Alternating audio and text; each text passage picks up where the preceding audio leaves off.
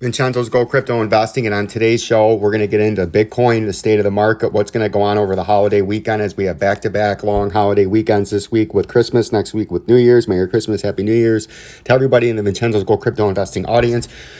And then we're really going to start getting on into a little bit of a series going on here on what's going to happen with the Federal Reserve and how that's going to have bearish and very heavy sell pressure and bearish tendencies and bearish overture on the market, right, on the crypto sphere as they start to taper at an accelerating rate. We get every day that goes by, we get one day closer to when they allegedly are going to raise interest rates. Small but significant, because any rate hike up is not down and not the same and is more expensive than it was the day before. And that makes risk assets and things like crypto, the tech sector, right, the EV sector sell off and get hit the hardest, the quickest, and the swiftest, right? And we're going to start getting on into that to keep you out ahead of the game, as we've already been out ahead of the crypto sphere and the competition by alluding and educating you on the market when it comes to the Federal Reserve and the importance of cheap money in respect to Bitcoin, and what happens if you raise interest rates and the cheap money goes away, and what happens to the crypto sphere as the market cap gets tight, sphincters tighten up, and the sellers start to ensue, because the artificial buyers and the people that are borrowing money to buy onto their crypto as it goes up.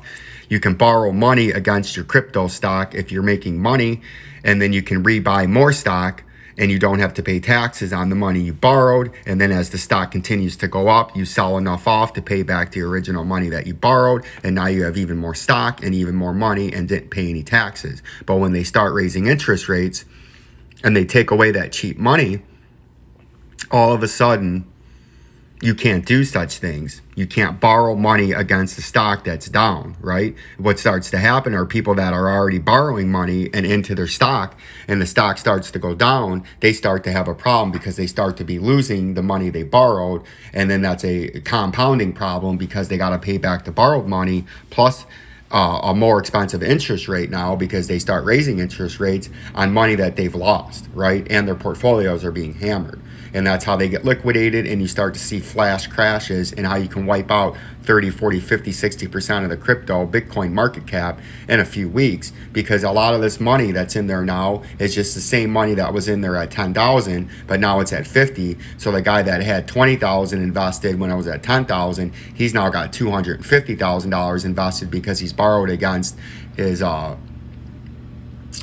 paper profits, right? His stocks went up 300%, so he's borrowing that 300% from his exchange or his brokerage house and reinvesting it into more Bitcoin, right?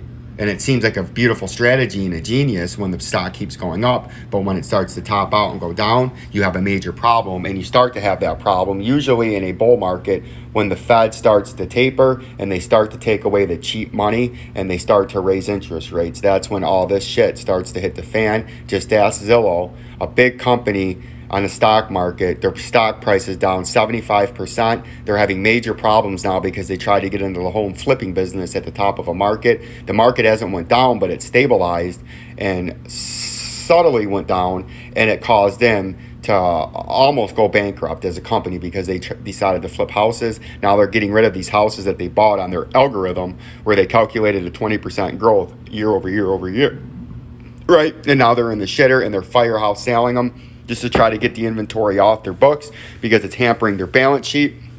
And they fired and laid off everybody really that had anything to do with that sector, and they scrapped it, and they're getting rid of it permanently because it was a bad idea and it backfired in their face. And that's the kind of things you start to see at the top of a market. But we got a video uploading. It should be out in the next half hour, and then we're going to really get on in the deep dive into some of this stuff. Like, subscribe, and share to Vincenzo's Go Crypto Investing. Peace and love.